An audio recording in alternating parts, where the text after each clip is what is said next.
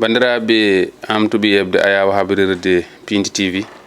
caggal yettude gueno gonɗo jondo en juule rasul sallallahu alayhi wa sallam en calmini khalifaɓe diine noon kadi en calmini khalifaɓe aada noon calminirɗen ɓen ɓe ganduɗa ko ardiɓe ene galle he e ɓe ganduɗa ko waɗoɓe feere jiiɗen en garti e émission men holmo woni an tawa ko ngol waɗi temeɗɗe 236 woni 236 tongode nde ganduɗa ko émission holmo woni an eɗen bismiɗo noon hoɓɓe tedduɓe hen koɗo goto noon so neɗɗo yalti galle mum natti galle mum tan wiyete bisimilla kono o rewino ɗo e hitande ujunnaji 2020 woni 2020 mo ganduɗa ko neɗɗo dariɗo neɗɗo pelliɗo fillitani leydi mum kono kadi ne fillitani leñol mum on woni Abou Harouna Moussa Kane sen kaadi ɗon ma wod wiɓe mataw embo wiye tan Abou Kane mataw ko nden indi ɓuuri dowlude e leydi Sénégal Abou Kane ɓolo so tawi haɗama ɗon ma wonɓe ganduɗa wadde pamat ɗum kono eɗen gondi e suko debbo goɗɗo ene wiye Kadia Dembélé kono o lolliri e mogoyankagal ko Bébé Dicko kono en paami ko ɓe tigui goni hoɓɓe men e nde tongode 236 joni joni en batta so wona tottude Abou Harouna assalamu aleykum baɗa auzu billahi min asheytan rajim bisimillahi rahmani rahim eɗen mbiya wa aleykum salam wa rahmatullahi taala wa barakatuh kadi eɗen jetta Allah kadi no fewi artude en ɗo ene kadi e nder Pindi TV sen mbi Pindi TV nen mbiyen télé men mbiyen télé leñol ngol saabu kadi en mbawa wiide Pindi TV taw en puɗɗoraki e gonɗo sababu en joɗade ɗo henna woni sehilam mawnam hono Daouda Moussa Dia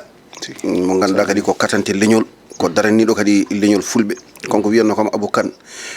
kala ko dartanmi so tawi leñol ngol yiyani hen hoore muɗum mi yaafima donc so tawi Pindi TV darima wiye holgonɗo sababu nde Pindi TV ko Daouda Moussa Dia on noon alay saago so tawi en gari e ɗeɗon télé kono mbiɗani tan neɗɗo ara e galle mum hay so yalti ɗannima artima wiye bisimilla ma e nder galle kono eɗen gandi kam garden koye galle meɗen te kadi nde Allah artiren ɗo en en 2019 premiére men wadde joɗade e plateau télé eɗen mbaɗa émission puɗɗorɗen koye ɗo e ngoɗo télé biyeteɗo Pindi TV e oɗo émission biyeteɗo Holyani guila nden noon Allah ne waddi en eɗen jokkodiri e dow teddugal eɗen jokkodiri e dow respect eɗen jokkodiri e kala ko ganduɗa ene ɓamta leñol fulɓe donc noon hande so tawi en garti ɗo hen ko yettere Allah ko yiiɗe kadi ko ɓamtare e meɗen no fewi saabu so tawi wonno wano en gartata ɗo hen donc eɗen ñaago bandiraɓe kadi nde kettorɗo hen hakkille mbasa hettorade en ɓerde wonno kadi kala ko ganniɗen haalde ɗo hen koko nawata leñol ngol yesso walla ko yimɓeɓe mbawa donkuno famde holno paccirten ɗum ha jomumen mbawa famde ko ɗum woni ko joƴƴinen ɗo wadde noon joom hakkillaji mbiɗa wowi wiide haaloɓeɓe yooɓe miijo ujunnaji hettoɓe ɓuuri ɓe hakkillaji wawde famde ko haalte ko kono noon wonti tan ko so wonti ko ma haale tan dejjere ala ɗon place donc noon eɗen pudro bisimillahi rahmani rahim yo Allah hokken kadi jokkotirde alhamdulillahi rabbil alamin mi salminima sœur Dicko mo joddiɓe ɗo henno mi salminima kadi mi salmini dendagal ɓesgu fuutankoɓe e kadi wirniɓe ɓe ganduɗa so tawi image wawi yaade ha yettoyo to yettiɗo taw ɓen wona yiyeteɓe eɗen jotto e plateau woni les techniciens kamɓe foof eɗen calminaɓe kadi eɗen juuroɓe hay goto kadi en paltaki ɗum noon en calmini Daoudou Gueddado Maymouna Tafsir Daoudou Mariata Samba Gaysiri on woni tanum arɗo guerlel kono kadi ne ko honorable Daoudou Moussa Malal Baydi Moussa kono kadi ni a siftorani en kono kadi ko baɗɗiɗo yanata ko tongode wadde wonno ko hitande ujunnaji 219 woni 2019 ko noon tigui nden mbaɗɗa ɗo kadi yewtere ɗum noon Dicko assalamu aleykum Bébé Dicko waaleykum salam assalamu aleykum aduna wa assalamu aleykum bandiraɓe ko adi foof mi yetti Allah mi yetti nenam e babam kadi mi yetti hande gadduɗomi ɗo e noon mi salmini on no fewi kadi mi weltima kadi no jooɗimi oɗo plateau tigui ɗum noon Abou Harouna Moussa hande tawde en ndewin ɗo jaɓanten tan ko Abou ko keptinaɗo hande wiyetake hooli Abou e leydi Sénégal caggal Sénégal ɗum ɗon noon hande ko beelamma kadi ni waɗata min so tawi min kuccidirema e yewtere to banggue karalle kesse ɗe holno Abou natiri hen ha hande banggue foof mo jaaɗa ma yi Abou e aɗa andi bammodi banggue karelle kesse ɗe ko Allah addiri hono dani wonno eɗen gandi guila internet ari koye sifa mo ganduɗa kala ɓawɗo darade hen yo dara hen ko ganduɗa ene ɓamta leñol walla ene ɓamta ko wonata dow mum koko nawa ɗum yesso en waɗi noon banggueji ɗi ganduɗa y a des inconvénients yaadi waɗi banggueji kadi ɗi ganduɗa ene waɗi négatif positif enen noon en jiiɗi kala to natirɗen hen yo won banggue banggue négatif o woni to ganduɗa en nafta voilà donc en jii ko opportunité kesso nden yimɓe mbiyanno ko radio ji kala joguiɗo radio e nder wuuro no wuurino goto jogata hen radio koñum humpita yimɓe foof lettre uji aduna yaha en gari e 21e siècle e nder 21e siècle o noon internet ari télé suppose yimɓe mbiyata woni portable uji réseaux sociaux ji gari fuɗɗorama Facebook ummama ɗon WhatsApp Instagram Viber foof gari donc noon hande yimɓe hewɓe kumputorto koye banggue téléphone donc noon so tawi kadi yimɓeɓe ko hen kumputorto a naati hen holto poɗɗa yarude enen sa daari ne wiye les influenceurs walla wiyeɗen woɓɓe taw ko banggue commercial won woɓɓe yaroɓe to banggue bonnodirde hen won woɓɓe yahoɓe hen to banggueji no mbimi nani tan négatif o e positif o enen noon en mbaɗi adopté lawol ngol ganduɗa peut être en jii leñol ngol yi en hoore muɗum enen kadi en mbi vraiment pourquoi en mbatta foncé oɗon banggue so tawi eɗen mbiya ken fulɓe eɗen parnoro pulagu kala ko ganduɗa leñol ngol eɗen gandi ko ɗum ɓuuri yidde jeewen yarude on banggue hayso neɗɗo o timmani mais eɗen mbaɗa tout possible meɗen enen to banggue karaleji kesi ɗi ƴewde humpidde hen bandiraɓeɓe to mbawa dañde hen fama muya o hono no aduna o yarata ni vraiment ko ɗum woni hen engagement meɗen wona hay batte kono en mbawi nan ko Allah tan suɓani en ɗugol ɗo lawol ndewɗen hen te kadi eɗen jetta hen Allah no fewi beele en dañima jeeɓanda aɗa jogui hen idole mo ganduɗa o ko référence ma bon somi wi idole de référence min to ko toujours tan gartinanmi ko pulaku ngu somi wi banggue pulaku ngu ko holɗum min wiyata yo Allah ɓamtu leñol ngol ɓamtoɓe leñol ngol so tawi noon a wi yo Allah ɓamtu leñol ngol ɓamtoɓe leñol ngol oto won neɗɗo paltotoɗo woni holɗum o tan jaadumi kala ko waɗi ko ɗum moƴƴi hay so waɗi ko moƴƴani min ko ɗum tan mbaɗami supporte mais eɗen gandi en mbawa dañde référence ha diwa Harouna Moussa Dia pourquoi j'ai choisi le nom de Harouna Moussa Dia parce que won konnguɗi ganduɗa nde mbiyen en sen jeehi ha eɗen jaare neɗɗo tan bitteten ko holko woni on passage en calmini Harouna ko battunoɗo hakkille e nde yewtere no par ce que nde jaaɗen ha puɗɗen natande gueɗe ɗe ƴewɗen ko wittude holgonde Harouna Moussa Dia ƴewɗen ko wittude holgonde Harouna Moussa so wona to banggue endam kono to banggue neɗɗo mo ganduɗa peut être en mbi au temps de Senghor au temps de Abdou Diouf omo jeeytono e haɓatonoɓe kala ko faye gueɗe garoɗe ɗe yimɓe foof ndendi yimɓe seeɗa ketta hen kada heddiɓe ɓe konko ɗum ene jeeyno emo haɓatono ɗum par ce que waɗano la politique de gauche omo jeeyno e waɗanoɓe révolution par exemple no tous e gariranno ni miskineɓe ganduɗa ko ɓen kandi hen kaɗe hettuɓe hen ɓe pecca ɗum omo haɓatono ɗum o haɓaɗo ɗum ha Allah addi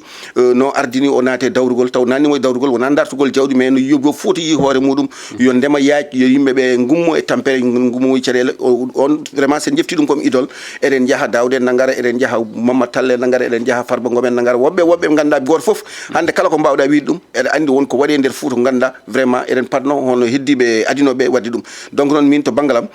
mi yiiɗa wiide tan mbiɗa falto hedde to noon won ɓuuroɓe sebbi tan aɗa wawi haalde haala muɗumen wiide min kam personnellement idole amen nder Foutanke tan komo gandumi oɗo ene darani leñol ngol ene haɓano leñol ngol ene yiiɗi leñol ngol ene yiiɗi kono waɗi leñol ngol yesso ɗum tagui mi jaɓani jogade leader mo ganduɗa tan mi wiya o tan woni min mo dewmi kala ko wi ko ɗum so noddini hayso waktu yonani yimɓe foti ummade mi juula wala ko wona ko ɗum ina teska aɗa firta e ɗemgal eggina e ɗemgal jolfe walla eggina e ɗemgal France gartira e ɗemgal Pulaar ɗum ne holno ardi walla ka joguir tan tottoɓe mo haalis ene tottuma yawat ɗum ɗon hono ardi eyyi ɗum ɗon kadi c'est important aussi mi jaaɓo ɗon ɗum ko way ko noon mbimi tan hen saji Allah no longguitma wonen gueɗe par ce que eɗen jogui communauté mo ganduɗa eɗen keddora jogade information no hannirta ni en dokkaka hakke communication te sen gandi kadi valeur communication o eɗen poti tinnade hokkude communication hakke muɗum surtout noon e nder leñol ngol puɗɗorimi ɗum tan ko Aissata Tall Sall par exemple ɓurɗo hen seɓɓirde on ɓuuri wadde lancé yeehi hakke heddi waɗi hakke 300 000 vues e nder saaha goto o haali assemblée nationale par ce que en kettimo nde kettiɗen mo nde o haaldata koye aduna te a wawa haaldude aduna taw a haalta e ɗemgal ɓurgal nanede par exemple hande sa darima e suudu sarɗiji ka ɓiɗɗo Haalpulaar kono ɓe kaldataɓe e président assemblée nationale o majorité assemblée en calmini maître Aissata Tall Sall émission noon leeli o wino maw ar kono ko ɗo kadi kaltanmi leeli maître leeli noon voilà donc so tawi aɗa woni assemblée nationale mo ganduɗa majorité assemblée nationale o ko ɓuuri hen hewde ko ɗemgal wolof président assemblée o ko wolof sénégal ko ɓuri heewde kadi communication mo jiɗɗa waɗe porté yetto yimɓe ɓe ha nana ko jiɗɗa haalde ko sa haalluɓe ɗemgal pular walla haalluɓe nde gar sara kulle ngal mankat yettade ngal foti yettorade ni donc ɗum tagui on so darima e assemblée nationale wawata haalde ko ɗemgal wolof ngal taw eɗen gandi so haali pular enen fof en pamat kono so message makko yettotako foti yettade hay so tawi kaskuji ne woodi kala jiɗɗo nande ɗemgal ngal waɗa ngal tradi waɗa ɗum ngal tradi ɗum tagui noon mbiɗen enen pourquoi oɗo dariɗo en waɗa en défendre parti meɗen en waɗa défendre leydi sénégal te hewɓe nenayi les coins les plus reculés hande ena ketto information aji kono nanta ko haala ko hay so tawi ni nana ɗemgal wolof ngal ene ɓuura ɗumen welde e nande ɗum e ɗemgal ngal muynigal ɗum tagui mbiɗen enen jefta engagement meɗen hay goto wona ene yooɓi men hay goto wona ene soɗani men connexion non ça je le dis haut et fort ala min mbimi aboukan hawre koye télé kalanmi jooɗotoɗo wiye oɗo aboukan mbiɗa taƴani ɗum non ça je le dis haut et fort min aboukan kala kilifa bawɗo jooɗade wiya aboukan oɗo mbiɗa jogui ɗum salaire 25 000 francs connexion par lewru on woɗani wona ko nanmi sénégal ko heddi noon wonko woni hen arsugam hen saji neɗɗo yiyamo waɗa hunde weela ɗum woda waɗa acte mais biyowo mbiɗa yoɓa aboukan walla kala ligguey mo liggi ko min yiyami yo liggoɗum on ala min kala ko mbaɗami mbaɗanimi ɗum ko leñol fulɓe volonté am engagement am mi yi noon nde puɗɗimi waɗde ɗum nde fuɗɗimi wadde intéressé hewɓe ha neɗɗo wona france wona amérique wona fouta nodduma en wonma félicité ene wonma encouragé e dow ɗum ɗon ngandumi noon vraiment fuɗɗimi wadde impact abonné am fuɗɗono wonde to jaranomi 30 000 abonné yaha ɓoye mi yetto les 50 000 ene yaaha abonné ji ɗe ɓeydo arde jimi yimɓe vraiment nene jinga pour dolnude chaîne mo ha wawa jogade visibilité mbiɗen noon vraiment ɓaɗen weeli leñol ngol yimɓe ene mbaɗa ɗum apprécié noon alay saago enen kadi mbaɗen hen foncé holko mbiyata heddiɓe mbaɗani no mbaɗa saabu way kono an tan ɓuuri hen teskede hayso won ñemboɓe ni ko ɓuuri ko ñiibde e teskinde ko kalanmi koko jiimi ko ina wawi taw won woɓɓe wawenam jii ko an ɓuuri ɗum wawa wadde holko mbiyataɓe mbaɗani ɗum ɓe eyyi peut être que min temps mo dokkumi ɗum o peut être woɓɓe ne jiiya ko ngala on temps par ce que kan sabu wona hunde wemte surtout avec un seul téléphone te ko mot par mot eyyi no haaldani français pour te dire jolfe ko noon pertirta ɗum te a woppata hay virgule pour mi wima vidéo goto mo 4 minutes mbiɗo wawi fewnu ɗum e nder waktuji tati ça me prend au moins 3 heures de temps si no woodi so kalda ko min mbeɗa waɗa ɗum wadde hunde woodi vidéo goto mo 4 minutes hay virgule par ce que ɓuuri wadde dangereux foof to banggue communication min hay dig noddi kam hen ko mbaɗannomi hay dig noddi kam hen à cause non parce que souvent ko influence wonɓe mbatta dérangé no mbaɗirtaɓe dérangé ni ƴeewa hulɓindema hen an aɗa andi a naame conscience quel que soit alpha ko mbatta ko a waɗani a wossaki hen konngol neɗɗo ɗum tagui toujours so neɗɗo wi jaam waali so neɗɗo wi bonjour mbiyami o wi ko a fini so neɗɗo wi je vais à l' école mbiyami o wi omo yaha école min deftami ko konngol muɗum hami anda konngol ngol ala ko bahlinmi hen mi fuɗɗo ittude haalama ko mi usta ɗum mi adda haalam ka yalta ɗum woni kala janggo e janggo so hunde wiyama mi wiya ko ɗum ɗo woni ko haali ko ɗum woni ko deftimi min dañi hen caɗele nde Macky Sall wiyetende ɗo ko liggino waɗi totta temps tanja totta hen goto version wolof tottami mbo français tottami mbo version pulaar o goɗɗo tottama français o waɗi hen haala seeɗa yimɓe nodduma janay ma kalda ko gonga min mbaɗa waɗa appui e kalda ko kadi no woodi non ko ɗum tagui kala waɗa yoto aɗa jogini ɗum pellital kala waɗa yoto aɗa jogini ɗum pellital min kadi mi wonde gueɗel so tawi tan mi haasi hami waɗi engagé hunde ko rokkiltami ala weeɓani so mi waɗi engagé hunde mi wi ɗum ɗo mi waɗi ɗum dabte wona famille am wona hay goto kan noon mbere Aissata Tall Sall caggal oɗo pirtuɗa haala makko ko mbala on jokkodiri seeɗa bon mbiɗa yetta Allah no fewi mbiɗa yetta babiraɗo goto ene wiye tonton Malick Gaye so tonton Malick Gaye haalama noon diaspora haalama so tonton Malick Gaye haalama ene jeeya kadi e daraniɓe président Macky Sall o nde o yi première vidéo o konko adi ƴefti ɗum o neldi ɗum Aissata o noddimi téléphone Aissata wimo oɗo vidéo kay hewɓe nelditi kam ɗum ko noon waye Amadou o noon waye Ablaye Daouda Diallo ko noon waye Cheikh Oumar Anne noon waye woɓɓe par ce que mi alano mo paltimi kam tant que tan a haali te ko kalɗa ko j'ai vu que c'est intéressant mi wondaka koye oɗo parti gonɗa mi wondaka aɗa wonde aɗa yaade neɗɗam walla yaadani e neɗɗam ɓay tan haalduɗa koye leñol ngol te ko kalɗa ko miɗa yiiɗi sakto mi ƴeftan waɗa sacrifice mi waɗa merci beaucoup ɗum noon curtodiral ina heewi e karalle kese ɗe sen ƴettama banggue hoddiɓe men ɓe walla banggue men holno jiruɗa ɗum hayso 1 minute kala hen bon curtodiral ngal mi ɓooyi haalde hen par ce que ko nane nde fuɗɗo ɗum tami nde mi wi neɗɗo andani neɗɗo fo haala voilà non aɗani ɗum ɗon ko wasde andude par ce que kala ko ganduɗa nan neɗɗo won ko gandanɗa yimɓe ɓe ɗeɗo karale kese kala no jiɗɗa natirde hen ko noon natirta hen won wiyoɓe hande ɓurɗo wawde ƴettade on ɓuuri wawde yeeɓede on ɓuuri wawde hettede on ɓuuri wawde yeeyde mais min to banggal am neɗɗo so tawi a wi ka dimo wonko poɗɗa salanade hoorema wonno aduna juuti koyngal to dañata duuɓi 30 cikka ko ɗon cukako woni wonno cukako no heewi doole mais il faut ganda sa juuti balɗe ma dañ duuɓi 90 ha duuɓi 90 wonko ganda yiiɗa fawtaneɗa wonko ganda yiiɗa ɓiɓma fawtande tati goto meɗen foof sinno kala ko waɗi Allah windi ɗum e tino muɗum so yalti yimɓe jiiya hay goto suuratako donc il faut yimɓeɓe tinno to ngal banggal min de kam mi ƴeftani ngol lawol te mi yiiɗa kala nananomi ƴefta ngol ɗon lawol par ce que Allah ne heewi sutura te goto men fof ne yiiɗi ko ganda so tawi tan a woowi wiide aɗa kala ko dañɗa aɗa saktana yimɓe kada aybina hen yimɓe andu an ñalawma arde caktanɗa e gaybineɗa donc vraiment min kam ɗon mi meeɗa jaɓde ɗum neɗɗo meeɗa noddude mi e oɗon mi hollani ni neɗɗo yeeso to noddata kono nodduma nelduma ɗum ya non ɗum je n'accepte même pas merci beaucoup min kala ko jiɗmi wadde wona neɗɗo wiyatami wadde hay kilifa noddata kam wiyanama wonnam naggam koye belaɗe ma min kala nanmi e combat goto mi yuniti ha taw mi leñol ngol somi waɗi ɗum ma wi Seydi Kane tigui rigui par ce que ɓuurmi hulde foof wonno eɗen gondi e jikku ay kala ko mbatta ko moƴƴi so temedere mbiyatma merci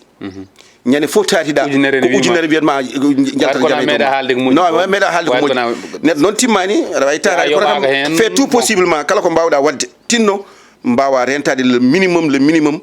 possible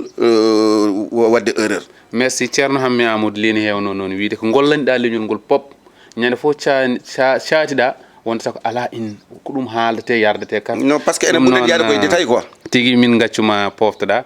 garen e Kadia Dembélé kono lolliri ko bebeɗi ko Kadia Dembélé beela aɗa wawi min artande holto Kadia jeeya hol Kadia jeeya toon to sange loobaali bisimilla ba Kadia jeeya toon to sange loobaali komi artiste noon komo je pulaago ko naami artisagal ɓooyani noon no puɗɗimi juuɗe koye korka kaɗo puɗɗimi juuɗe korka jaltaɓe parme korka jaltaɓe paami e o kaw yaya noon mi yettamo no feewi par ce que mi suusi wadde hunde par ce que à cause yaya dia en calminima mawɗo moƴƴi après mi yeehi mbaroni mi joui toon on film o kam yaltani to kadi mbiɗa yettanenam no feewi mbiɗa yettanenam Dicko Bari konko addi kam ɗo kadi calmini Dicko sehilam no feewi sa mi suusi wadde ko heewi à cause Dicko Bari mbiɗa yettamo no feewi o jaguiram no foti nanguirdemi ni mi ɗom dani mi heeɗani haydara tigui beela miɗi nadde école mi natini école kono mi wawa haydara jaltumi hoɗo kalɗa min kaldimi ko 5e classe Ndiaye ɓiɗe gon kiwade ɗon kammi holno natirɗa e théâtre min théâtre mi yiɗi ɗum tan e ɓerdam par ce que gueɗe woni cuhlel mboɗo mbiɗa yiiɗi yaade Dakar mboɗa théâtre ɗum noon mbiɗa haalde e Dicko Bari o wiyomi ar min gonno noon on naname art konko nani kam e art mboɗo yaha Sar mboɗo yaha waɗoya répétition kadi mboɗo jangga ko heewi kadi mi yetta kadi Silla konko jangguinte minen ko heewi holmo jeeɓannoɗa tan mbo e théâtre banggue théâtre mogiyankagal holmo jeeɓannoɗa Dicko Bari jeeɓannomi Dicko tan jeeɓannoɗa mboɗo yeɓannomi mbiɗa waɗamo suivre no feewi konko jeeɓannomi konko kadi ɓuuri wawde yebde par ce que konko waɗi kam ko heewi hay somi watti muurade ko à cause makko par ce que nde mimi muurata o konko waɗi feere ha mbattumi muurade gueɗe kewɗe kadi o janggini kam kadi gueɗe kewɗe o rentini kam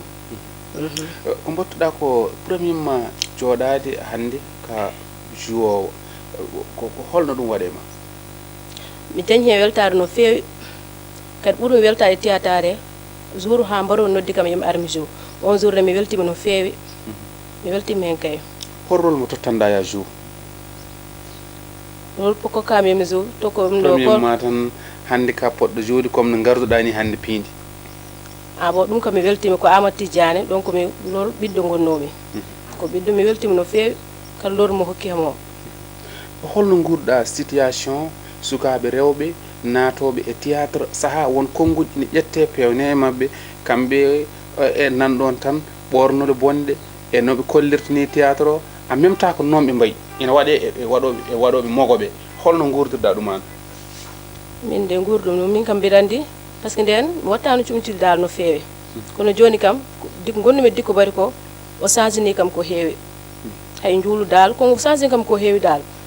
ar kadi sa woni hen a muñat kadi fof a nanan fof a yiyat ko muñal rek ballitoɗa. hande beele aɗa wawi sifanade min situation ngaji so tawi aɗa wuuri caɗele seeɗo e nder mogiyankagal.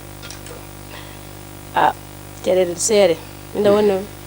neɗɗo kam mo jiiɗa fof ne wuuri caɗele heddoro ko kaala walla mbasa haalde kadi wona ñande fof welat hande welan tan janggo mette. tigui ɗum noon gaccen mbo o fofto ceerno Abou Moussa Kane to banggue dawrugol mbiyen politique holmo gollirta hen so tawi aɗani hen kay. bon miɗon e dawrugol gollitanmi hen ko goto comme je l'ai toujours dit aussi min ko leader goto joguimi politique parce que somi rewe parti politique par idéologie nantami parti politique nanni kam e politique ko PDS nde goppumi PDS ko tawe tawde yeeyam dolago e injustice ena fawa e dow biteɗo Macky Sall nde o yaade président Macky Sall nde o yaade Ablaye Wade jiimi injustice oɗon en tagui mi woppudemo yaadude e APR guila e dekkal ngor guila nde noon hay ñalawma hande woni le 10 décembre 2008 ha joni koye nder APR goni donc somi wi miɗo jogui leader ko goto ko président Macky Sall tant que omo woni e hoorejo parti biteɗo APR o heddi noon tendance uji no gooti département ji no gooti no waɗa répartir ni e nder ɗiɗon répartition ji noon woda tan ɓe ganduɗa ko ɓeeɗo kam goni kilifa ma e nder oɗon département miɗi haali ɗum ɗo waɗi ɗo dillere hewde mbi min Dawda wona leader am walla Haruna wona leader am ɓe mbi no wawa wonde mbimi noon sa nani mbimi ngol ɗon konngol kala to garmi mo président yamiri woni ɗo kilifa mon o koye oɗo koolimi yo ndewe muɗum koye on ndewani somi yeehi no Burkina joni wiyama ko Harouna Dia woni toon responsable politique ko Harouna wonata kilifam somi yeehi Congo so tawi wiyama ko Hamidou Mbow woni ɗo kilifa APR hay so tawi woɓɓe ne mbi koye ene guinto APR taw ndewane caggal Hamidou Mbow min mo président Macky Sall o suuɓi ko on cuɓotomi hayde tendance yontiɗo président wi natti wonde candidat holgonowo candidat min jiɗinino Ablaye Daouda Diallo en jiɗinino Ablaye Daouda Diallo mais nde président wi ko Amadou Ba tan ñande o wi Amadou Ba on ñande min goppi rewde caggal Ablaye Daouda Diallo min dewe caggal Amadou Ba donc min to politique am le seul leader mo joguimi ko président Macky Sall kala to diiɗi so tawi no fewti kam to idéologie politique mi rewa hen so fewnitaki mi woppa voilà eɗen terondira e hojomaji sappo keddorɗen kono ɗum ninen hakkude ma e Baba Diallo coowoji ne keewi ɓe hen mbiya fotani wondude mum ala dal ko haalaka hen naati noppi men enen jiiɗen te wasa an tawa yi ɗum holno ɗum wayi. bon revient à la question fotani wonde mun walla holɗum hakkude ma e Baba Diallo hakkude ma e Baba Diallo bon hakkude me Baba Diallo fof ko jiiɗa ko woni ko woni sababu woni sababu hakkude me Baba Diallo ko adi fof ko président Macky Sall sabu président Macky Sall hooli Baba Diallo waɗi ɗum directeur général ASER min noon kala réalisation mo président Macky Sall waɗana e nder programme muɗum mi saktanno no guila min arani ha no garimi ɗo ni kala to jiimi to huɓɓete mi sakta kala to jiimi to force uji mbaɗe mi sakta kala to jiimi to taliji mbaɗe mi sakta kono noon ɓuuri no tentude to banggue Baba Diallo saabu endam walla jotodiral Allah waɗi nde woni directeur ASER nde min gari ɗo e nde min batti yaadude sababu nde hunde fof ko jiiɗa wonko woni sababu muɗum woni sababu muɗum ko joom suuɗam e joom suudu makko jiiduno yumma e Baba mbiɗa ko yeyi joom suudu ma e joom suudu makko jiiɗi yumma e Baba joni noon e dow ɗum ɗon mi watti yaadde makko o hokki kam gueɗelam e nder makko kala to yahata e guure o mbaɗa mise en service miɗa yaada e makko ha Allah waɗi o waɗi me nder makko ha gandumi tigui o waɗi mo e nder makko ha wuurame hoore muɗum nde min manquera courant o waɗi ɗon courant ha timmi donc ɗum ɗon fof mo yettani Allah yetta sababu yettiri ɗum ko président Macky Sall Allah waddimi noon ha mi woni kaldiɗo makko kala ko kewi hen min kalde hen kala ko kewi hen min jewta hen kala haaju kadi mo joguimi somi hollimo kadi omo darno kam e oɗon haaju ɗum woni noon ɓallodiram e Baba Diallo ɓatti ha watti natti wiyete natti politique wonti endam donc ɗum woni relation me Baba Diallo tigui au passage en calmini Baba Diallo gorko moƴƴo vraiment ne batten manditare men o neldi en te o yiyani en o neldi en haalis kewɗo te o yiyani en yen ballitoro ɗum noon Baba Diallo vraiment ka neɗɗo moƴƴo merci beaucoup waɗande mbo joddaki mbo yottaki weeɓani an a waɗi ɗum Allah jarama jarama jaɓanten ko actualité banggue Sénégal hande yardete attaye e café ko affaire débati gorkati holno jiruɗa ɗum bon oɗon milieu kam kala goto e meɗen biyowo ko julɗo ene foti salade ɗum ene foti kadi haɓade ɗum wona tan to banggue debati gorkati par ce que sa yi ɓuuri hande yaaji tan to banggue média ko ɗum woni actualité te sa arrête émission poɗɗo dani kala ko woni actualité ton poti tusi ɗum mais gartanmi hen tan ko caggal seeɗe sabu yimɓe fof no nganndi nde président Macky Sall woni ɗo ko haɗimo pouvoir ni eɗen mbawi wiyede so tawi ene fecce ngal banggal ene jogui hen gueɗal manggal par ce que won ɗum ɓe tumno omo dolna mawo dolno ɗum mawo dagno ɗum e leydi ndi o wino noon min tant que miɗo woni président ndiɗo leydi ɗum watta e yeesam heddo noon on mbawa hadde jomumen arde on mbawa hadde jomumen hollude yidde muɗum woni ɓe ganduɗa ko ɓen wiyata lobiji mawɗi ɗi kala nde ɓe gari ɗo maɓe gaddu ko way noon maɓe ƴeew nannude accord uji ɗi ɓe gaddata ɗi ɓe corna hen wonen accord uji ɗi ganduɗa ɗiɗon pour wawde dolnude projet ji maɓɓe e vision moɓe jogui to dolnude debbati gorkata ha debbo foof gonno noɓe mbaɗi ɗum e leyɗele maɓɓe tuggol eyyi kono min kam mbiɗa andi tant que mbiɗa existe woni ɗo président de la république ɗum waɗata donc noon wiyanoma foti ko waɗede criminalisé foti ko harminede foti ko waɗede kono charia wini kala bajjiyaɗo waɗi ɗum foti ko waɗede ɓe mbaɗi ɗum campagne diine o naati hen ɓe jeehe galleji seremɓe donc noon so yeehi ha wiyannoɓe ɗum ɓe kaɓatonoɓe ɗum ɓe Allah addiɓe e pouvoir min cikkubis ko adi foof d' abord ko wadde d' abord koɓe mbi ko so ɓe mbaɗino koɓe mbi ko ma won kam wiyete kam ɓe au moins koɓe kaɓotono ɓe mbiyano harmi hanki ko hande ɓe kolli vraiment ɓe tentini kena harmi mais noon ɓe mbaɗani no ɓe mbiruno ni goɗɗum kadi yalti hen so yeehi ha ne wiyano waɗe toléré par ce que holko woni toléré woni eɗen mbawi muñde ɗum so tawi noon wiyannoɓe ene foti harminede foti daguinede so tawi mbiɗo mino dolni ɗum e nder leyɗam ha hande debbo ene wawi resnodirde debbo gorko ene wawi resnodirde gorko a addi ɗum au temple du savoir université to ganduɗa sukaɓe meɗen rewɓe sukaɓe meɗen worɓe sukaɓe fof ko ɗon janggata a waɗi ɗum ɗon recevoir a waɗi recevoir kadi mairie ma non ɗon ni adi ɗon ɓuuri wadde grave parce que il faut pas souvent yimɓe dar ɗum dans le faut pas yimɓe dar ɗum dans le position politique kala wo ko APR najo kala mo haalta ko Pastef naji non ɗum tagui toujours mbiɗa wiya yimɓe yo kettoro hakkille mba settorade ɓernde par ce que a wawa jogade le temple du savoir to wiyete sukaɓe moon ko ɗo janggata battane muɗumen sene moƴƴo ko ɗo sene bona ko ɗo nawa toon mbaɗo noon ha so ene wawno haalde haala développement ene wawno haalde haala ɓamtare ene wawno haalde holno jangde yarata yesso taw oɗon mbawi ummade ɗon ha kornta on kalani affaire goto jiguen affaire debati gorkata mais so yi ha haalama ɗon noon an biyannoɗo e moƴƴani an biyannoɗo aɗa haɓoɗum o an biyannoɗo Macky Sall ko ɗum yiiɗi wadde Dakar a wi au moins minen kam ɗo e leydi amen min jiiɗa ɗum kono waɗa toléré tan wodat min mi nattat famde an holko wonno combat ma holko wonno wiyande ma heddi noon de ɗum yalti nde yahama won dossier jaltuɗo hen woodi nangaɓe hen ene waɗi répétition l' essentiel kam waɗama loi joni kala no foti ñawirede kala no foti waɗirede ha muusa ha neɗɗo fof wawa renta ɗum ɓaari ko hunde harmude hunde ganduɗa moƴƴani société par ce que pourquoi moƴƴani société nden saɗa waɗa ɗum a suuɗoto joni won fuɗɗi waɗi ɗum hollani cuusi ko waɗa ɗo hen ko won yiiɓe hen ko opportunité won ko rafi e muɗumen te yani ene mbaɗa ɗum wonɓe ganduɗa mbaɗita ɗum kone darta hen kalis kono ɗum ɗon foof e jarabeji muɗum ko jibinanta leydi ko walla ko jibinanta société ko te ken joom sukaɓe moƴƴani vraiment kala bawɗo haɓade ɗum ha ɗum mommoɗo ene foti haɓade ɗum Farba Samba Ngom woppama alliance pour la république mbaɗa jiiɓi beltima no fewi goppal mum e lappol mum foti holno jiiruɗa ɗum ko waɗi foof d' abord ko yettere Allah no fewi saabu en guuri hitande e lebbi ɗiɗi par ce que o nanguno ko le 27 février o acca ko le 28 février somi juunono o acca ko le 28 avril donc ça veut dire woni 14 mois nde natten hen nde en nani hen hunde foof saabu il faut yimɓe kadi ganda Farba duuɓi 12 omo woni e laamu Abou Kane ala numéro makko téléphone o ala numéro téléphone Abou Kane min meeɗa jokkodirde Farba min meeɗa jokkodirde e Farba duuɓi 12 omo e laamu 2012 ha 2024 no natire laamu ha no yaltire laamu ni mi meeɗa jokkodirde mo mbimi duuɓi 12 Farba nene e laamu no natire laamu 2012 haw yalti laamu 2024 min Abou Kane mi meeɗa jokkodirde e Farba meeɗa jokkodirde am est ce que kono mbimi ni tan kaɓantomi ko leñol kaɓantomi ko injustice kadi mbiɗa wonde jikku so tawi eɗen kaɓa e tendance politique mi yeeɓota ko goɗɗo ummo banggue goɗɗo ene yana ma mbiɗa yeeɓa yimɓe ne wawi wonde e nder galle ken mbiɓe baba eɗen kaɓa kono mi jaɓata yaltude e nder caggal galle mbiɗa bonna inde ma kadi mi yiiɗa kadi jalta jaaha caggal galle aɗa bonna indam donc noon ne jiimi no Ousmane Sonko dari Agnam wi oɗo woni dernière fois so Allah jaɓi kadi ko garanti dokkumi on omo jee e élection sinno koɓe yaaɓe galle Farba ɓe tawi toon wakandeji kalis ɓe tawi toon drogue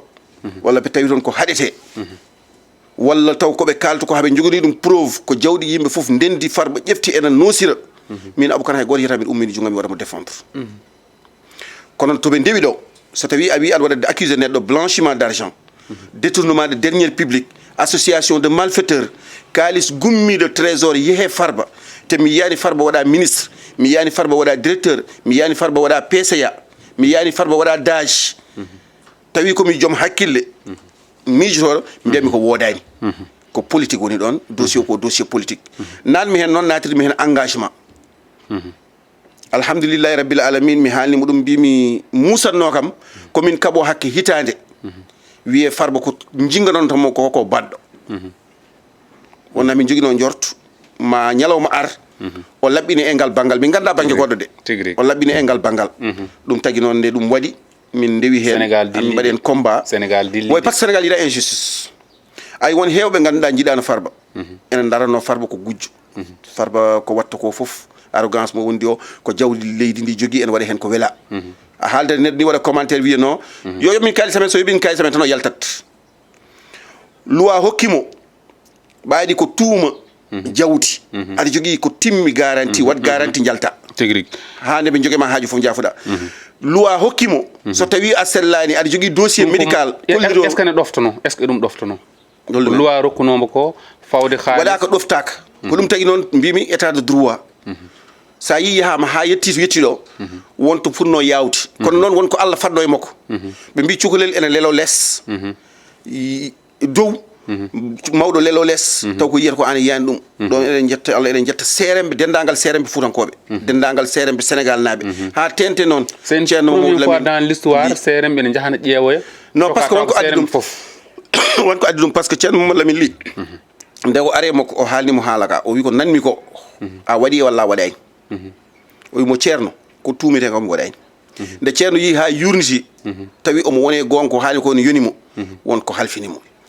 nde min jonti cukako no heewi doole on sango min miɗa jeeyano e woɓɓe wiyannoɓe so tawi Farba naggama duppen Fouta bonnen Fouta kollen région ko enen jeeyi neɗɗo natta neɗɗo yaltata ɗum ko hakkille cukako e politique way noon kono nden mawɓe wonko jiino ɓe jiino koye oɗo ñalawma Farba jogorto nadde Fouta o ɓe jiino ko martaba e makko ɓe jiino ko ɓamtare makko hono no sahabaɓe nangganoɓe walla ɓe Allah ɓurno yidde wonto yiɗi rewndeɓe par ce que ɓe mbi hen saji Allah so yiɗima wonto forma nattu wonko fawta e dow ma ko ganduɗa ɗum ɗon sa muñi ɗum ma dañ ko ɓuuri par ce que minen hulatnoɓe somin jeeyi prison ko konko Farba deñnatno min ko Allah nannimi ɗo ñande fof yontima Allah yaltinam ɗo te o hollino min kadi vraiment ko tumiten ko ala ko mbaɗmi hen min kadi min jeehi ha min jiini guite amen ko tuma ko ala ko waɗi hen hande Allah waɗimo hoorejo kala jiɗɗo leydi ndi janggo e janggo saɗa weela saɗa metta a ɓamdade makko saɗa weela saɗa metta a fewjitade makko ɗum Allah waɗinimo ɗum e dow ko naati dumbirti ko wonno ko toñaɗo donc noon so yalti minen wona min belamma ene wonani min weltare wonno e amen gacce ko ñaawe wiye ko tumɗa ko ka baɗa ɗum taw minen komin batta défendre ko ala ko min pawno ɗum noon en gardi hen ɗo hay ha mom ko hojomaji ɗi gasima artoyɗo kono fuutankoɓe walla sarɗiyankoɓe hewɓe jeehi toon e wonɓe alliance pour la république jaade makko tan ton gande daɓɓere mbaynoɗa tigi aɗa ɗum ñina son kala ɗum kadi foof addi ɗum tan ko Allah longuinno ko tan e makko par ce que en jii yaaɓe toon ɓe ganduɗa peut être wonno ɓe mbaduno e position politique wonko ganduɗa so waɗi ɓe mbi sa naati wuuro kala no tawɗa wuuro ngo no fuuri noon jaaɗa e mabɓe daña hen wune hande Farba woni neɗɗo mo ganduɗa kala jeeyaɗo kala neɗɗo joguiɗo pinal ko aduna o yahata ko aɗa yiiɗi hayso ko 30 secondes yiide Farba aɗa fodde muɗum ɗum ko Allah hokkimo ɗum donc noon alay saago ndewɗen ɓeyden yettude dendagal seere mbe no min mbiri ni dendagal sukaɓe darinoɓe hen la comité de résistance populaire nde muusi nde koɓe tata ɓe gononna walla nayi haɓe mbaɗa batuji haɓe jewta haɓe cuuɗo e nder galleji Ablaye Anen Moussa Bocar Thiamen hande mo wi ko général o muusi haɓe mbadden hande goto fof ne yiiɗi jeeɗe on comité de résistance kala ne jaaɗa e ministre walla ancien DG walla gonnoɗo kilifa en wiya darne daren ɗon Farba Ngom o sinno hande woɓɓe dañi ɗum nde ɗon darde hande woɗon no wayi donc ɗum ɗon ko hollude tan dental woni doole ngare ndenden denten gonen neɗɗo gooto ɗum ɗo kadi jaltugol farba ɓeydima findinde leñol ngol foti ko rentude goppen kareli e nder koye meɗen goppen prise de position goto fof wiya ko min kala mo rewani e caggal am min mi rewata e caggal kaari wonno Allah tagiri yimɓeɓe kono fondani kono noon hande kam seɗen jiiɗi kono ɓamta leñol ngol kene nawa leñol ngol yeeso leñol ngol heeɓa hakke muɗum e fodde mum ha timma en ndendat gonen neɗɗo goto kala mo Allah ardini yimɓe ndewa e caggal muɗum taw kadi leñol ngol ne yitono hoore muɗum waynade noon bandiraɓeɓe ñagade kadi yaafuya e kala ko haalaɗo so tawi wonko tata hen walla ko fewani hen ko neɗɗo tan woni mo timmani kono saago meɗen kono min mbiri ni fuɗɗorade bisimillahi rahmani rahim kala ko kalɗen ɗo yo naftu leñol ngol faama ko wona e dow mum ko kaɓotoɗen ko kadi ko dogonteɗen ko foof ko yo leñol ngol yiyen hoore mum kadi mi yi kadi vraiment mi wawa yettude Allah ha ɓuura ko jettanmi leñol ngol ko mo yettani Allah yetta sababu saabu hande kala to jaaɗa abukan taw wona sa yi neɗɗo o ni mbiyatama c'est impossible na oɗo min cikkannomi woni oɗon ɗum ɗo noon ko kamɓe mbaɗi ɗum kala ko dañɗen ko kamɓe dolni en ɗum ɗon jarama seydi Kane gasi ko banggue moƴƴankagal holko ɓuurma welde hen e holko ɓuurma hen mettude mbaynoɗa gasi so tawi aɗa jogui hen caɗele walla ɓuurma welde e ko ɓuurma mettu banggue moƴƴankagal min kam théâtre o weeli kam holko muusi kam hen kam kono noon kam wona fof waɗa kaala e noon kono mi waynima bandiraɓe mi yetti nenam e babam par ce que sa woni ɗo hande à cause de duwawu nenam e babam mi yettiɓe no fewi kadi mi salmini bandiraɓe mi salmini yaye mama enam dikko bari e kaw yaya ɗum noon Allah jarama jarama maw artuɗo kanko kadi maw won mo ganduɗa ko Djiby Dieng mbaɗanni ma waɗanɓe heble aɗen jibini hebloji baɗɗi fayida ɗum noon to banggue jayniyankagal ɗum noon Abou Harouna Moussa vraiment minen hawridde e ma ko ɗum belamma e amen wajiɓe enen mbiyata mataw ko souvenir mawɗo woni ɗon wonanata amen saabu darde ma fayidinde guila jokkodira guila en gonani e radio walla télé ko nden jokkodira koko ɓooyi en meeɗa kadi ne majjodirde to banggue no woywade foof nde yimɓe jiiɗiri foof ko jamɓolo wonata ɗon donc emin beltanima e oɗon fannu ɗum noon eɗen peewe journée kadi international tawa ko Fouñeji maɓe gar ɗo Boubacar Sow toon to république islamique Mauritanie pindima ya toon et puis mawɗo ma ya hawritoyde journée albinos toon to république islamique Mauritanie so ɗum yawti noon konngol men mbayni ko addani en ɗum ko hande ko Ceerno Oumar Ba o wi jawdi so tawi neɗɗo joguima jawdi o nafani hen o wallani hen o nunɗani hen no dañiri jawdi ndi laaɓani o wi so neɗɗo joguima jawdi nafani hen wallani hen famno dañiri jawdi ndi laaɓani kono kadi en jetti o mo ganduɗa o dañi auto kessa min mbima ya jogoro jaam Ceerno Oumar auto kessa almudo mo ganduɗa nan neldi ɗum auto mo ganduɗa ko baɗɗo fayido ala mbo handani e teddugal wonmo haaldani e bonande kono ala mbo haaldani e teddugal ɗum noon ko ɗo mbaynoɗen e tonggode 250 e jeegom jokkon e yebde télémon Allah jarama on jarama